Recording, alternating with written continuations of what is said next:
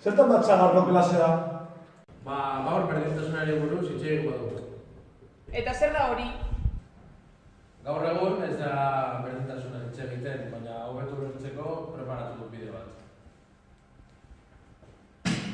Ikusten duzuenez, arropa sexualizatuta zegoen. LGBT kolektiboa ezin zuten ez eskondu, ez emeak euki, larriago nesken egoera. Orain dela gutxi, ezin zuten ez da bozkatu, ez da lan egin. Eta herrialdearen arabera, komentario gabe. Ikusi duzuenez, ona heltzeko borroka bat izan behar da, eta hori ez ahaztu, eta segi borrokan.